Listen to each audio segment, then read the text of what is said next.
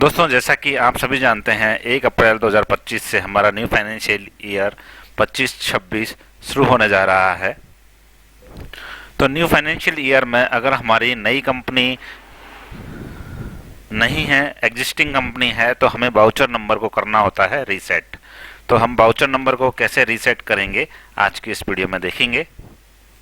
Voucher number reset करने से पहले हमारा जो फर्स्ट स्टेप होगा वो होगा बैकअप।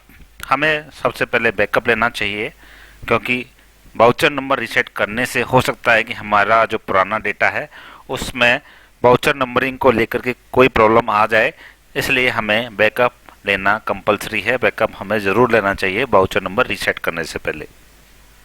बैकअप लेने का प्रोसेस बहुत ही आसान है। हमें डेटा के ऊपर जाना है, यहाँ बैकअप आपको दिख रहा है, इस पर क्लिक करना है और हमारा बैकअप डेस्टिनेशन हमको चूज़ करना है, हमें कहाँ बैकअप लेना है।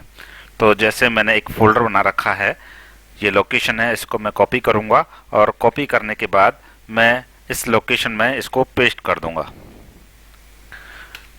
पेस्ट करने के बाद हमसे पूछ रहा है कौन सी कंपनी का हमें बैकअप लेना है, तो मुझे आसान का बैकअप लेना है, तो मैं इसको सिलेक्ट करूँगा। और भी कंपनियों का मुझे बैकअप लेना है तो मैं उन सबको सिलेक्ट करूँगा और मैं यहाँ एंड अप लिस्ट कर दूँगा, एक्सेप्ट करूँगा, मेरा बैकअप हो जाएगा। यहाँ मैं टैली 6.0 में आपको ये सब करना सिखा रहा हूँ। आप यहाँ देख सकते हैं टैली 6.0 ये हमारा वर्जन है। चलिए अब हम सेकंड स्टेप में आते हैं, जिसमें हमें सेट करना है वाउचर टाइप को।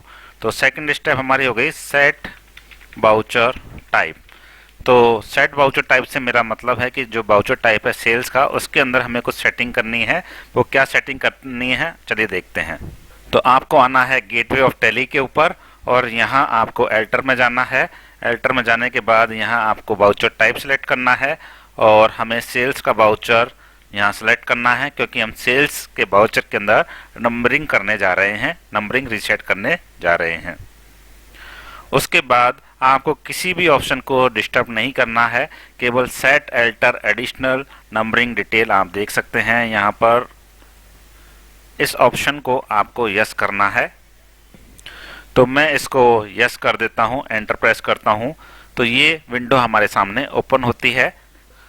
अब आप देख सकते हैं यहाँ हमने जो सेटिंग कर रखी है ये पिछले सालों की सेटिंग कर रखी है, इनको हम डिस्टर्ब नहीं करेंगे।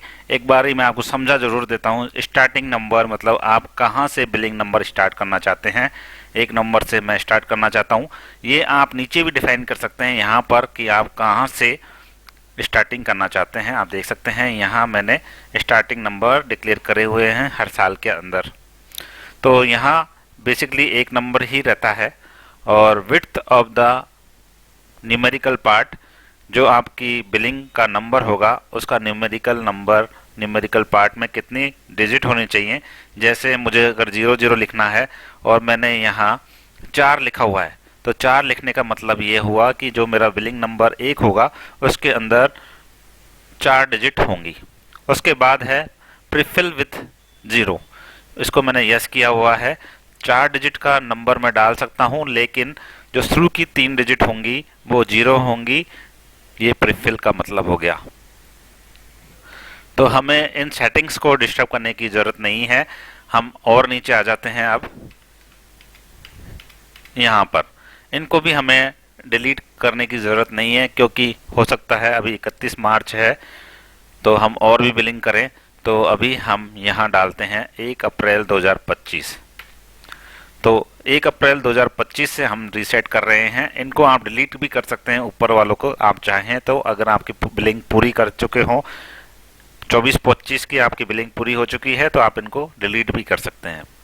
तो 1 अप्रैल 2025 में शुरू कर रहा हूँ 1 नंबर से। ईयरली बेसिस पर ये चलेगा, हर साल 1 नंबर से ये स्टार्ट होगा। उसके बाद आते हैं प्रीफिक्स में। अब बात आती है प्रीफिक्स की। तो प्रीफिक्स के अंदर 1 अप्रैल 2024 से तो हमने ये रीसेट किया हुआ है।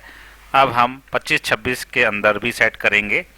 तो एक बार हम प्रीफिक्स को समझ लेते हैं। प्रीफिक्स के अंदर कई लोग तो लिखते हैं GST ऑब्लिक, कई लोग लिखते हैं 25-26 ऑब्लिक, कई लोग लिखते हैं पहले कंपनी का नाम फिर फाइनेंशियल ईयर और उसके बाद बिलिंग नंबर, और कई लोग इसको इस तरह से भी लिखते हैं।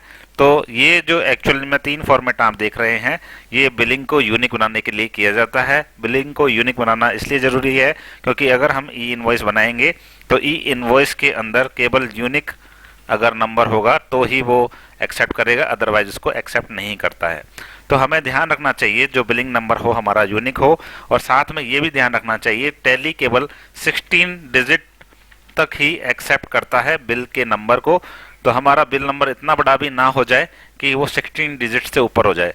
जैसे इस केस में 1 2 3 4 5 6 7 8 9 डिजिट हमारी ऑलरेडी हो गई और 4 डिजिट हमारी बिल नंबर की हो जाएंगी।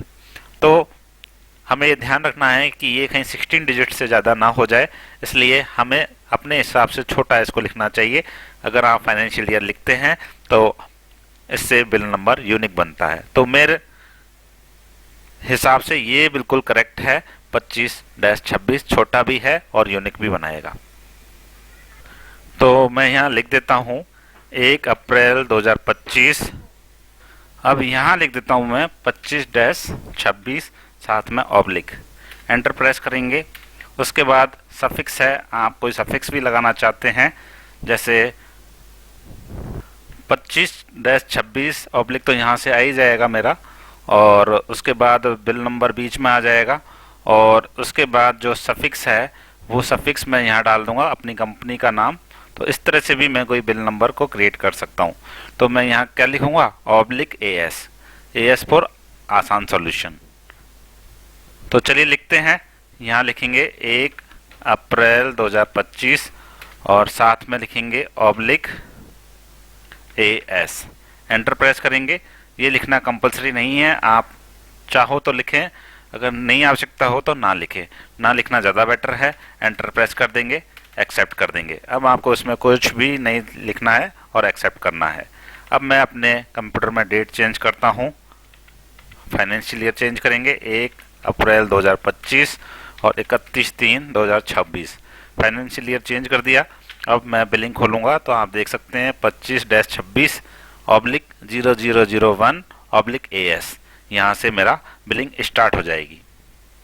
तो आई होप आपको बिलिंग नंबर रीसेट करना आ गया होगा। हालांकि ये वीडियो मैं पहले भी बना चुका हूँ, लेकिन यूट्यूब की एल्गोरिदम के कारण काफ़ी लोगों को ये वीडियो फाउंड नहीं होता है, इस वजह से ये वीडियो मेरे को दोबारा बनाना पड़ा।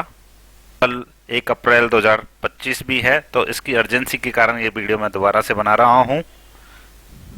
इसके अलावा टैली डेवलपर का एक कोर्स मैंने स्टार्ट किया हुआ है, तो जो लोग भी इंटरेस्टेड हैं वो इस ईमेल आईडी पर मुझे मेल कर सकते हैं। सारी जानकारी उनको भेज दी जाएगी, क्या फीस रहेगी, कितना टाइम का कोर्स रहेगा, सारी इन्फॉर्मेशन उनको मेल कर दी जाएगी। तो आज के लिए इतना ही। Thank you for watching this video.